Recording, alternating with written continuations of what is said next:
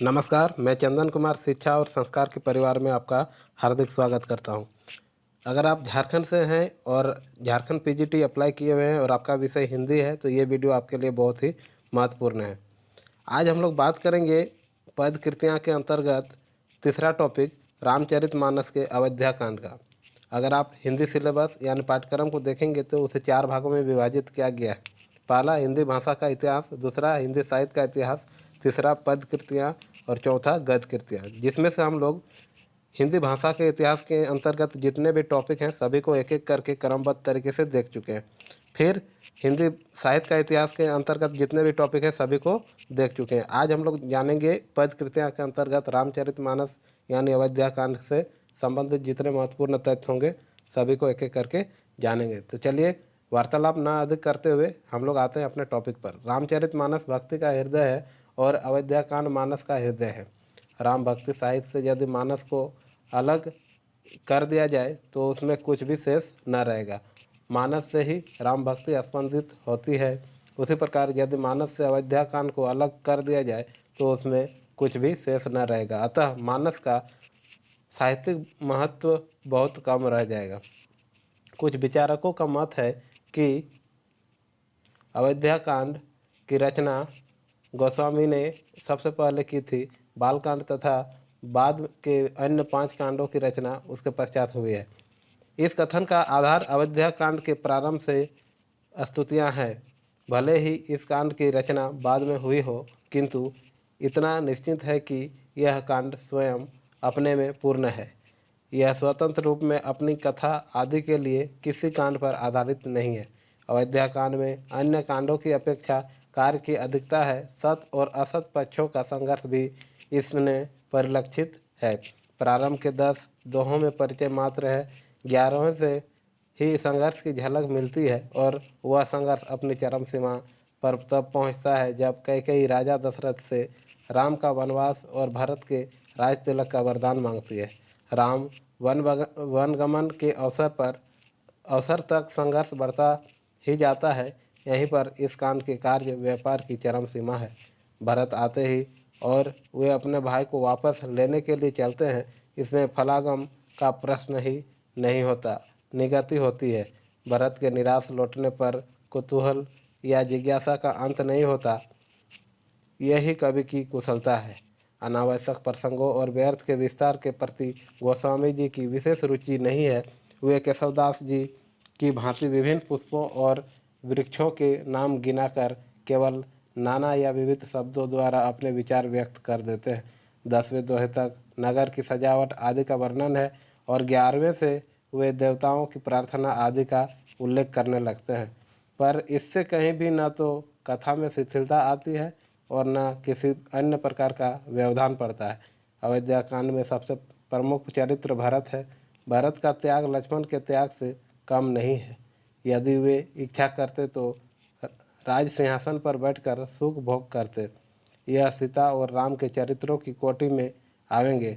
ऐसे चरित्रों का अंकन करते समय तुलसीदास जी ने समस्त मानवीय आदर्शों का समावेश किया है।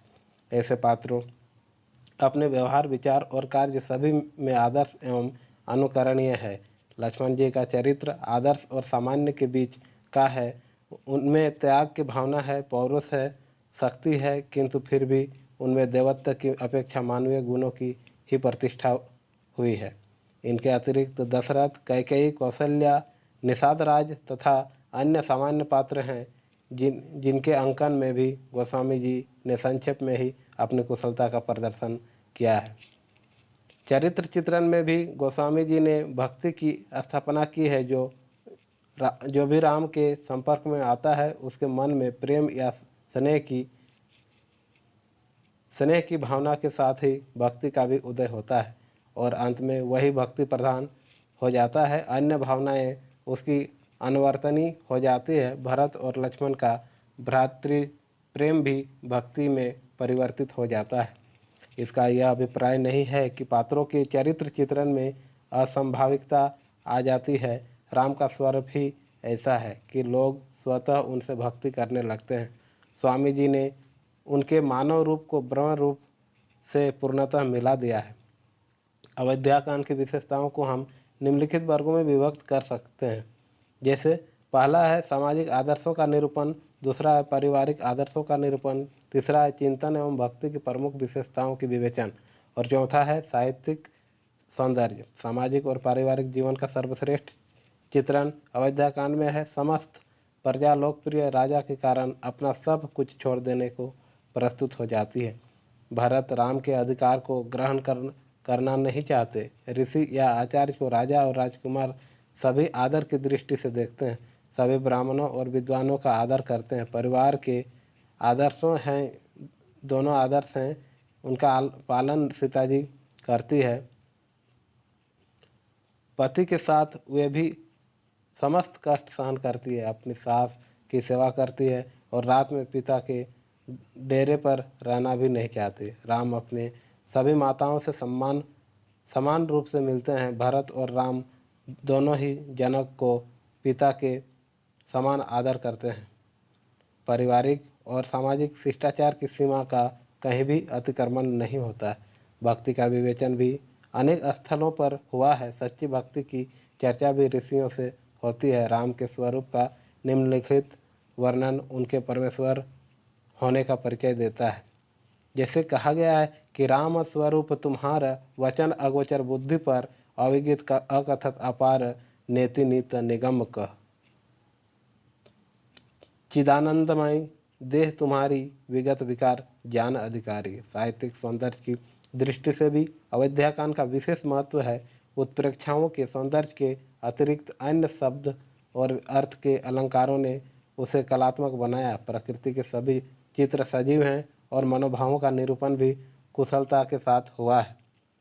भयानक, करुण, रौद्र, वात्सल्य तथा भक्ति का परिपाक इस कांड में हुआ है।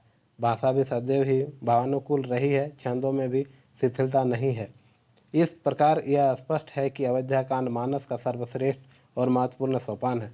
कथा का विकास भी इसी कांड में होता है और उसमें शिल निरूपण तथा काव्य सौंदर्य की उचित मात्रा में है। रामचरितमानस की अगर विशेषता का बात करें तो इसे भी जानना बहुत जरूरी है। रामचरितमानस की विशेषता क्या क्या रही है, इसे हम लोग जानेंगे। तो रामचरितमानस विश्व साहित्य का श्रेष्ठ रत्न है। प्राय यह देखा जाता है कि किसी महाकाव्य के केवल कुछ ही प्रसंग उत्कृष्ट होते हैं, शेष सामान्य कोटि के। यह भी संभव है कि कवि का भाव पक्ष तो सरस और काव्योपयोगी हो, किंतु उसका कलात्मक पक्ष नितांत सामान्य कोटि का हो।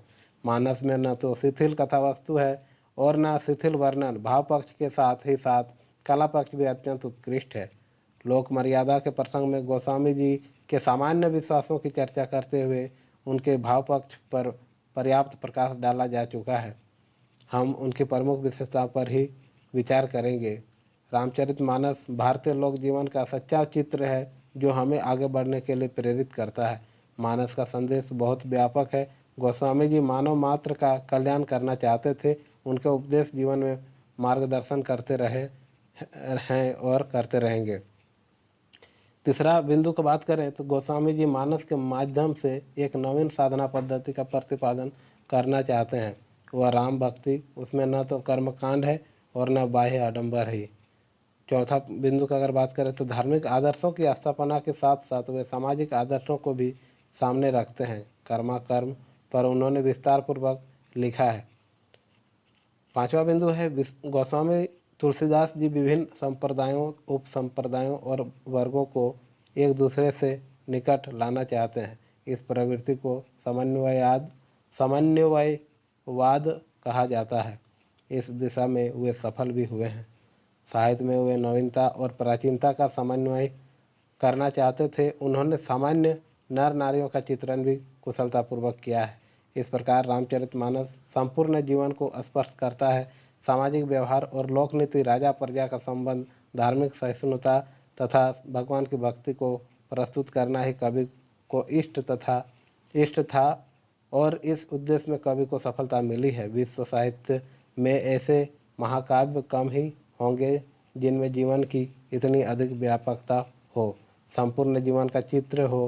गोस्वामी वर्णाश्रम व्यवस्था का प्रतिपादन तो करते ही हैं, किंतु तत्कालीन हठधर्मी की कभी भी प्रशंसा नहीं करते हैं। व्यक्ति को अपनी योग्यता के अनुसार अपना काम करना चाहिए। जिस कार्य में वह पारंगत होगा उसी में वह कुशलतापूर्वक कार्य कर सकता है। इसका यह अभिप्राय नहीं है कि शूद्र कुलोद्भव भक्त उपेक्षा की दृष्टि से देखा जाए। सबरी और केवट इसके प्रमाण है।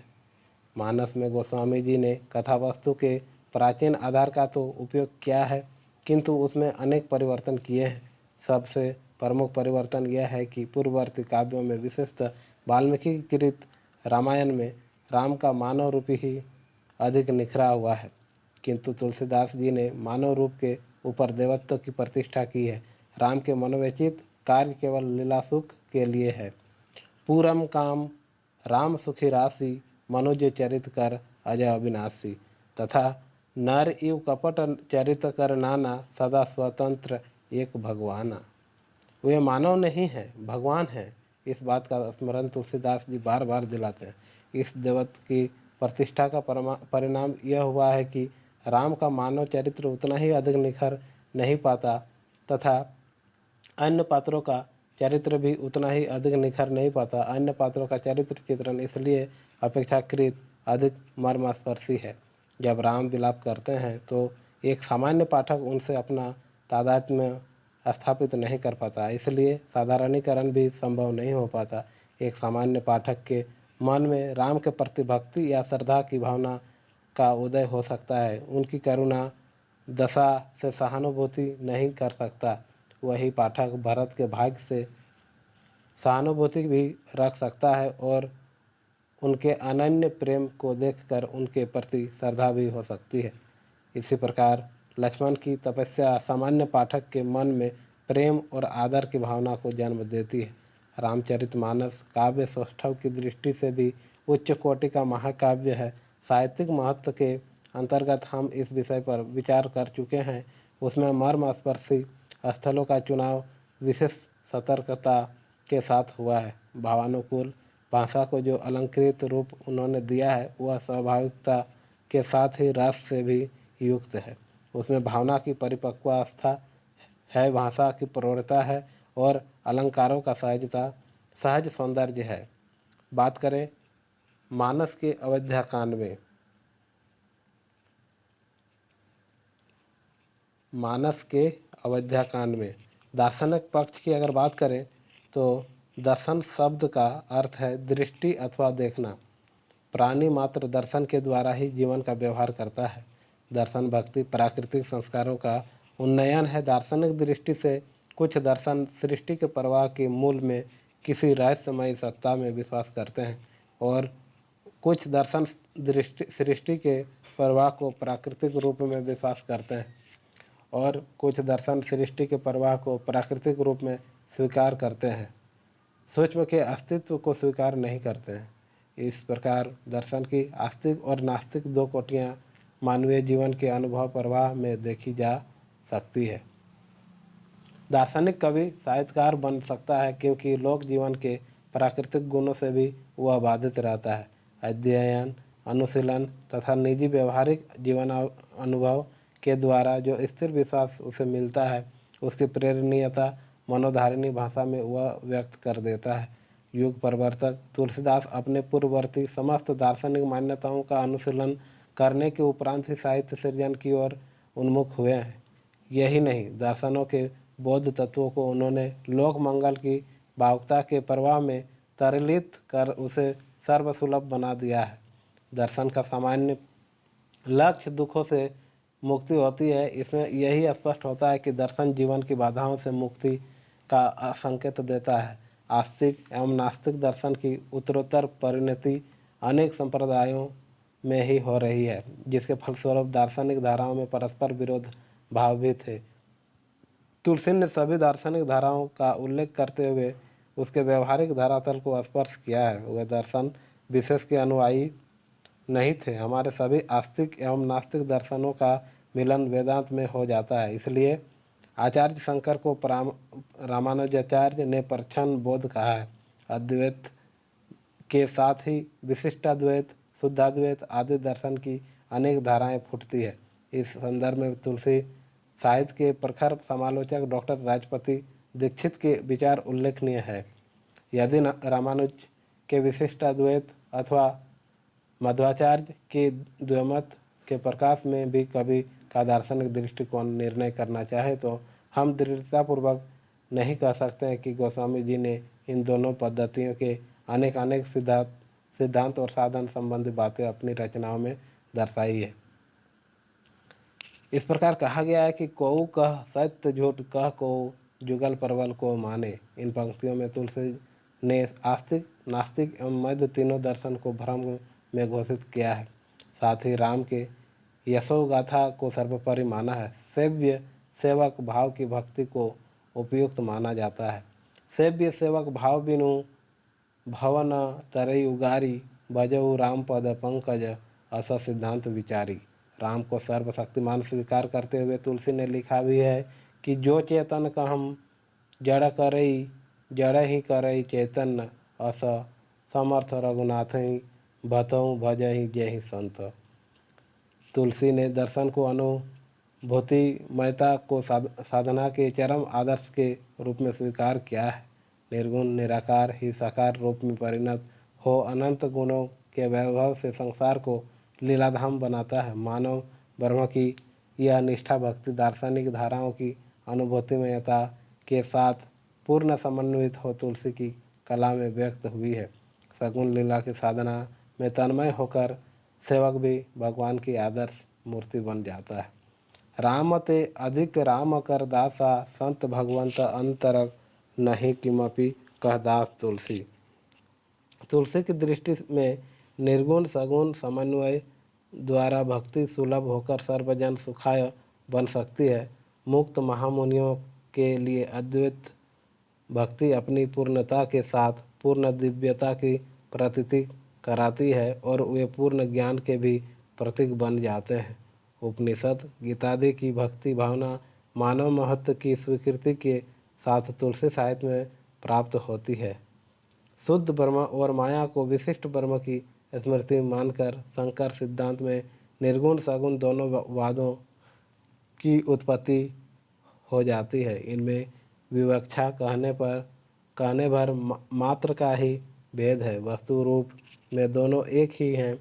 तात्विक निर्गुण द्वैत है, किंतु भक्तों का मनोविश्राम सगुण साकार मूर्तियां में होती है। यह मत शंकर सिद्धांत के प्रतिकूल नहीं है, सो केवल भक्तन हित लागी। जो ज्ञान के अवैज्ञ होते हैं वे ही अपने को उपासना के अधिकारी समझते हैं, वे ही सगुण की उपासना करते हैं। यही तुलसी ने चयन किया है। बात करें क्रोध की द्वैत बुद्धि बिनु द्वैत की बिनु अज्ञान का उत्तर भोसुडी जी इस प्रकार देते हैं कि सुनो खगेश नहीं कछु ऋषि दूषण उर प्रेरक रघुवंश विभूषण।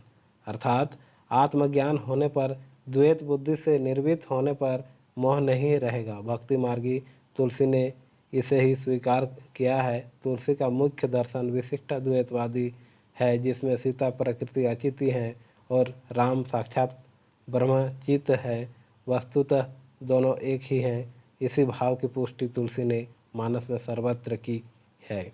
यथा जैसे सिया राम राममय सब जग जानी करहूँ प्रणाम जोरी जुग पानी। इस प्रकार तुलसी का दर्शन भक्ति से संयुक्त है, इसलिए एक और उसमें परंपरा अनुमोदन है। श्रुति सम्मत हरि भक्त पथ अर्थात सिद्धांत रूप से भी भक्ति का मार्ग ही निहित है। दूसरी ओर श्रुति सिद्धांत है ही उर्गारी राम भजिया सब काम विसारी के द्वारा वे भक्ति मार्ग प्रवर्तक हैं। विभिन्न दार्शनिक मतों का चित्र इस प्रकार है। शंकराचार्य अद्वैत दर्शन, रामानुजाचार्य विशुद्धाद्वैत, माधवाचार्य द्वैत, निम्बकाचार्य द्वैताद्वैत, वल्लभाचार्य शुद्धाद्वैत। तुलसीदास का दार्शनिक मत वस्तुतः भक्तिवाद है। इसके 5 वेद हैं, दास्य सख्य वात्सल्य शांत और मधुर। इसे भी आप याद कर लेंगे, जो कि परीक्षा में इससे संबंधित महत्वपूर्ण प्रश्न आते ही हैं। इसके अतिरिक्त भी मानस में बहु दार्शनिक मतों का संकेत मिलता है, जिससे दर्शन के क्षेत्र में भी तुलसी का परिवर्तनात्मक समन्वयवादी दृष्टिकोण प्रकट होता है। उदाहरण स्वरूप ब्रह्म सत्ता, जीव सत्ता एवं माया की सत्ता का संकेत करने वाली पंक्तियाँ भी द्रष्टव्य हैं, जो इस प्रकार हैं। ब्रह्म सत्ता, झूठे वो सत्य जाहि बिनु जाने, जिमि भुजंग बिनु रजु पहचाने। जीव सत्ता, ईश्वर अंश जीव अविनाशी, माया सत्ता गोचर जहम लगे मन जाई, जो सब माया जानो हूँ भाई। विशिष्ट सत्ता, जो चेतन कहम जड़म, करई जड़ई करई चेतन, अस समर्थ रघुना कहीं बजहिं जीवत धन्य।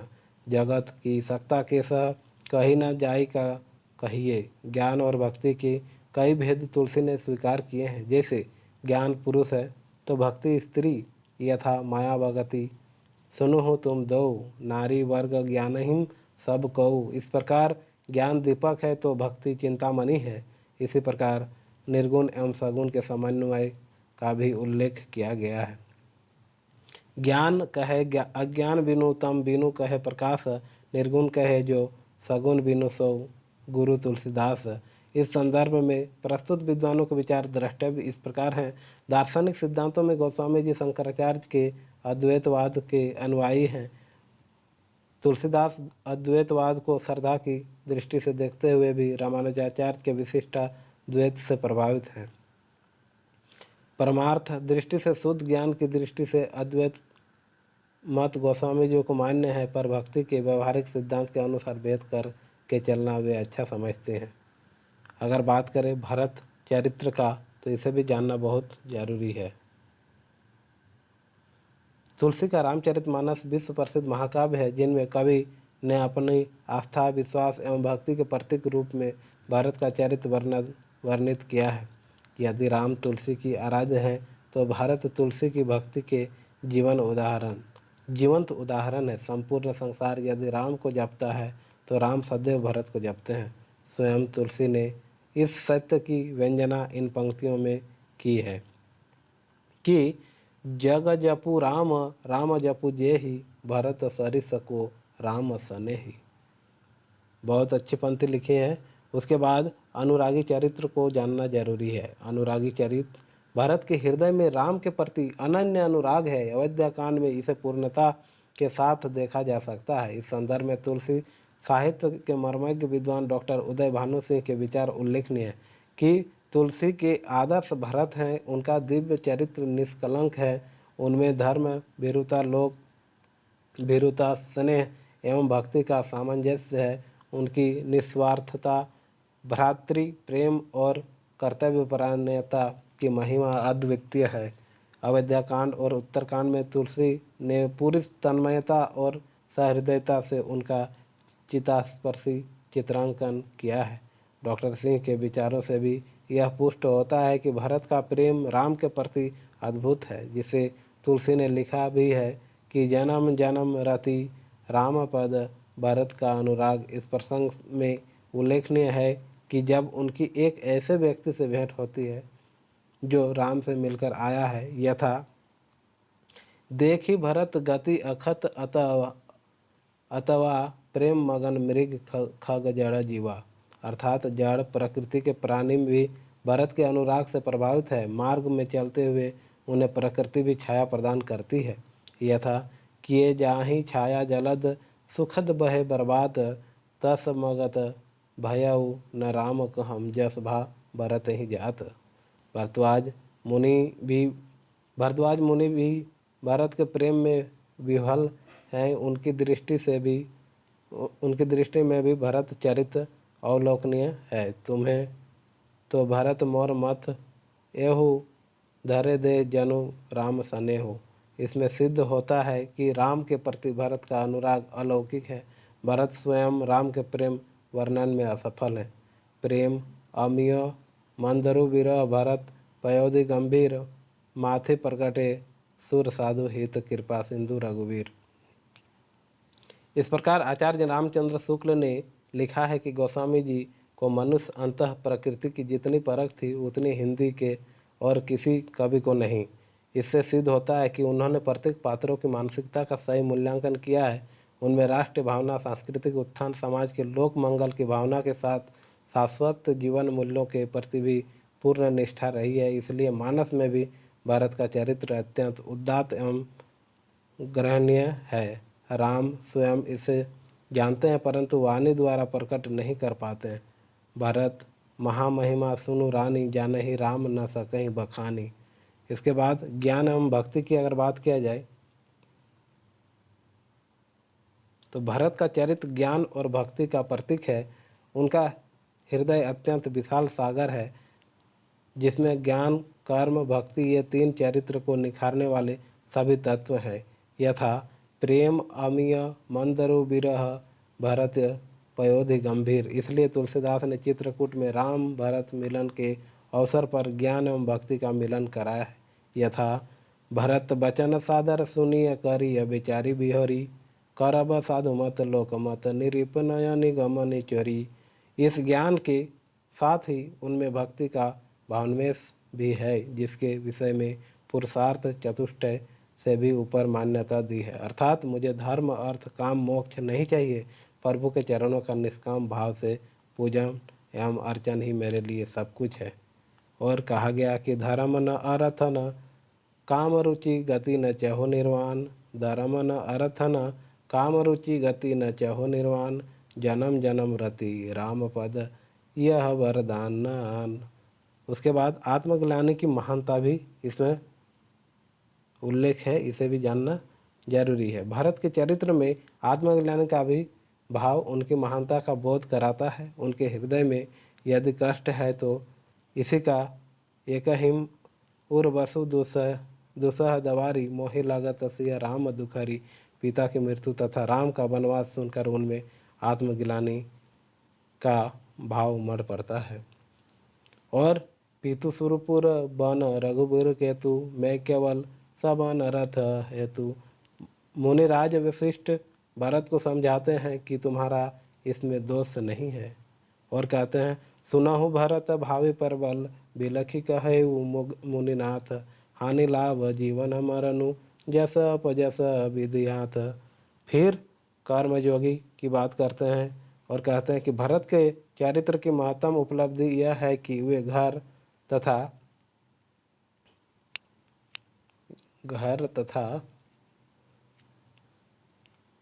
इस प्रकार जितने भी रामचरितमानस के महत्वपूर्ण बिंदु हैं इसे हम लोगों ने देखा और जाना और समझा, जो कि परीक्षा की दृष्टि से बहुत महत्वपूर्ण है।